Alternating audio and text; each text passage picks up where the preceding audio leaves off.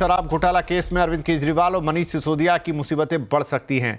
आज केंद्रीय गृह मंत्रालय ने ईडी को इस मामले में हरी झंडी दे दी है। आपको बता दें कि सुप्रीम कोर्ट ने नवंबर में ये नियम दिया था कि मनी लॉन्ड्रिंग केस में ईडी को भी सीबीआई की तरह पहले से स्वीकृति लेनी होगी। इस आदेश के चलते दिल्ली की अदालत में केजरीवाल के खिलाफ आरोप तय करने का मामला अटका हुआ था।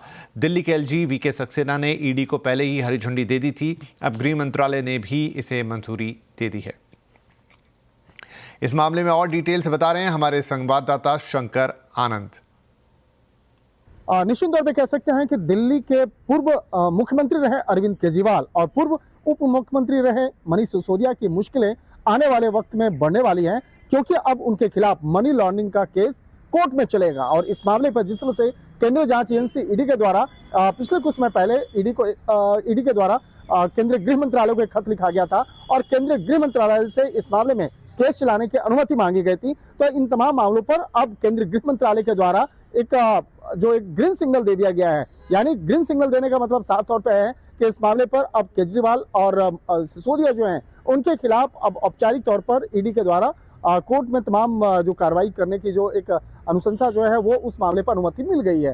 एक तरह से कहा जा सकता है कि इस मामले पर पिछले काफी समय से ये मामला केंद्रीय गृह मंत्रालय में लंबित पड़ा था और अब इस मामले में गृह मंत्रालय के द्वारा जिस तरह से ग्रीन सिग्नल दिया गया है, कहा जा सकता है कि आने वाले दिनों में अरविंद केजरीवाल और मनीष सिसोदिया की मुश्किलें बढ़ेंगी। हालांकि देखिए ये मामला एक इसी से जुड़ा एक मामला जो है सुप्रीम कोर्ट में भी था और सुप्रीम कोर्ट में जिस तरह से पिछले साल ही इस मामले में सुनवाई के दौरान में कोर्ट में कहा गया था, अरविंद केजरीवाल और मनीष सिसोदिया के तरफ से उनके वकील के द्वारा कहा गया था कि इस मामले में अनुमति नहीं लिया गया था। एक ऐसे मामले में पहले जिस तरह से सरकारी कर्मचारियों के खिलाफ अगर कोई कार्रवाई की जाती है तो अनुमति लेना होता है। तो इस मामले में जिस तरह से तमाम मामलों की गंभीरता को देखते हुए अरविंद केजरीवाल और मनीष सिसोदिया से संबंधित आगे कार्रवाई को अंजाम देने के लिए और जिस तरह से कहा जा सकता है कि जिस तरह से इस मामले में कोर्ट की कार्रवाई को आगे बढ़ाने के लिए और मनी लॉन्ड्रिंग के मामलों पर आगे केस चलाने के लिए केंद्रीय गृह मंत्रालय को ईडी के द्वारा खत लिखा गया था। तो एक तरह से कहा जा सकता है अब इस मामले पे जैसे ही ग्रीन सिग्नल मिला है, निश्चित तौर पे इस मामले को लेकर एक कानूनी पेच जो है वो अब ईडी के फेवर में आता हुआ नजर आ रहा है। और निश्चित तौर पे इस मामले पर जैसे जैसे तफ्तीश का दायरा आगे बढ़ रहा है तो दूसरी तरफ देखा जा रहा है कि अब इसी मामले में जब आप कोर्ट में पीएमएलए एक्ट के तहत यानी मनी लॉन्ड्रिंग एक्ट के तहत जब इस मामले पर अरविंद केजरीवाल और मनीष सिसोदिया के खिलाफ कार्रवाई होगी तो निश्चित तौर पर कह सकते हैं कि आने वाले दिनों में उनकी मुश्किलें और ज्यादा बढ़ सकती हैं। जी इधर दिल्ली चुनाव में राहुल गांधी की एंट्री और केजरीवाल के खिलाफ ईडी का शिकंजा, क्या दिल्ली के दंगल में एक नया एंगल है? आज आवाज अड्डा में इसी पर होगी बड़ी चर्चा। शाम 7:57 पर आज का आवाज अड्डा जरूर देखिएगा हमारे साथ। शाम 7:57 पर दिल्ली का दंगल आया नया एंगल। इधर दिल्ली दंगों के आरोपी और मुस्तफाबाद विधानसभा सीट से एआईएमआईएम के उम्मीदवार ताहिर हुसैन को दिल्ली हाईकोर्ट ने एक बड़ी राहत दी है। मुस्तफाबाद सीट से नामांकन भरने के लिए हाईकोर्ट ने ताहिर हुसैन को कस्टडी पेरोल दे दी है। दिल्ली हाईकोर्ट ने पेरोल के लिए कुछ शर्तें लगाई हैं। ताहिर हुसैन नामांकन प्रक्रिया में संबंधित अधिकारियों को छोड़कर किसी भी व्यक्ति से बातचीत नहीं करेंगे, मोबाइल, लैंडलाइन या इंटरनेट का इस्तेमाल नहीं करेंगे, मीडिया से बातचीत नहीं करेंगे और नामांकन दाखिल करने की तस्वीरें जारी नहीं करेंगे। ताहिर हुसैन दिल्ली दंगों से संबंधित केस में फिलहाल न्यायिक हिरासत में है। दिल्ली में आज दिग्गजों ने नामांकन भरे। नई दिल्ली सीट से आप संयोजक अरविंद केजरीवाल ने अपना पर्चा भरा तो बीजेपी के परवेश वर्मा ने भी इसी सीट से अपना नामांकन दाखिल किया। परवेश वर्मा ने नामांकन दाखिल करने से पहले वाल्मीकि मंदिर में पूजा भी की। इसके बाद रोड शो करते हुए नामांकन दाखिल करने पहुंचे। इसके अलावा आप नेता मनीष सिसोदिया ने जंगपुरा सीट से अपना पर्चा भरा। बीजेपी नेता सतीश उपाध्याय और रमेश बिधूड़ी ने भी आज अपने अपने पर्चे दाखिल किए। कांग्रेस पार्टी आज से अपने नए मुख्यालय 9A कोटला रोड नई दिल्ली में शिफ्ट हो गई है।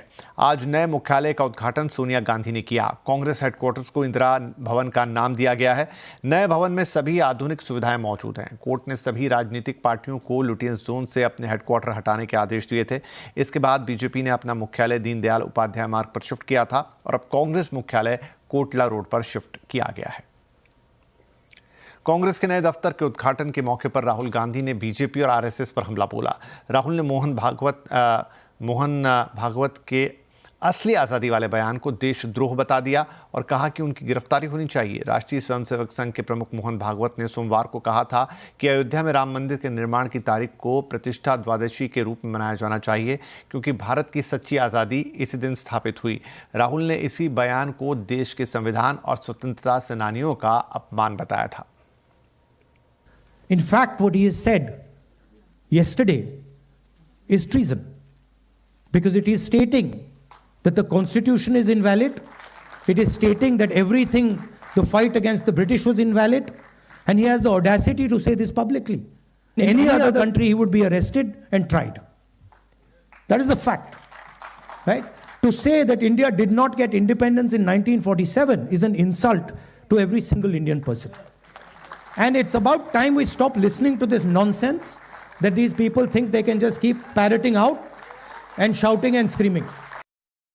That do not think that we are fighting a fair fight. There is no fairness in this. If you believe that we are fighting a political organization called the BJP, that we are fighting a political organization called the RSS, you have not understood what is going on. The BJP and the RSS have captured every single institution of our country. We are now fighting the BJP, the RSS, and the Indian state itself. Rahul Gandhi के इस बयान पर BJP ने कड़ी प्रतिक्रिया दी है। Party अध्यक्ष JP Nadda ने पोस्ट किया है कि देश विरोधी ताकतों को बढ़ावा देने का कांग्रेस का इतिहास रहा है। कांग्रेस सत्ता की लालच में देश की अखंडता के बारे में भी नहीं सोचती, लेकिन लोग राहुल गांधी को समझ चुके हैं। वहीं बीजेपी की सहयोगी पार्टियों ने भी कांग्रेस के खिलाफ मोर्चा खोल दिया है। जेडीयू प्रवक्ता ने कहा कि कांग्रेस की बातों में सच्चाई नहीं है, देश की संस्थाओं के प्रति लोगों का सम्मान बढ़ा है। बीजेपी के प्रवक्ता गौरव भाटिया ने कहा कि ये देश का दुर्भाग्य है कि राहुल गांधी नेता प्रतिपक्ष के संवैधानिक पद पर बैठे हैं। राहुल की बातों से देश की संप्रभुता को झटका लगा है। पहली बार नहीं है कि राहुल गांधी ने इस तरह का बयान दिया है, बल्कि राहुल गांधी जो देश विरोधी शक्तियां हैं उनके साथ मंच साझा करते हैं, उनके साथ गुप्त भेंट करते हैं, उनसे फंडिंग लेते हैं और उसके बाद ऐसे बयान देते हैं जो भारत की संप्रभुता के लिए खतरा बनती है। और यह कहना गलत नहीं होगा, ऐसा नेता प्रतिपक्ष राहुल गांधी हैं जो आज कलंक हैं, गैर जिम्मेदाराना है। प्रधानमंत्री नरेंद्र मोदी आज मुंबई में हैं। आर्मी दिवस के मौके पर पीएम ने भारतीय नौसेना को 3 जैकपॉट सौंपे हैं। पीएम मोदी ने 2 वॉरशिप और 1 सबमरीन आईएनएस सूरत, आईएनएस नीलगिरी और आईएनएस वाघशीर राष्ट्र को समर्पित की है। भारतीय नौसेना के इतिहास में यह पहली बार है जब एक ही दिन में भारतीय नौसेना में 2 शक्तिशाली युद्धपोत और 1 शक्तिशाली पनडुब्बी शामिल हो रही है। इन तीनों से इंडियन नेवी की ताकत में इजाफा होगा। कार्यक्रम में रक्षा मंत्री राजनाथ सिंह भी थे। प्रधानमंत्री ने इस मौके पर कहा कि ये भारतीय नौसेना की गौरवशाली इतिहास का दिन है और भारत की समुद्री विरासत के लिए एक महत्वपूर्ण मील का पत्थर भी। भारत का सबसे शक्तिशाली विध्वंसक जहाज आईएनएस सूरत है। इसका निर्माण 2021 में शुरू हुआ था। इससे पहले प्रोजेक्ट F-15B के तहत 3 अन्य विध्वंसक जहाज विशाखापट्टनम, मोरमुगाओ और इम्फाल को बेड़े में शामिल किया जा चुका है। आईएनएस सूरत इस सीरीज का सबसे पावरफुल जहाज है। आईएनएस सूरत 7400 टन वजनी है और 164 मीटर लंबा है। इसके और डिटेल्स बता रहे हैं हमारे सहयोगी विवेक गुप्ता।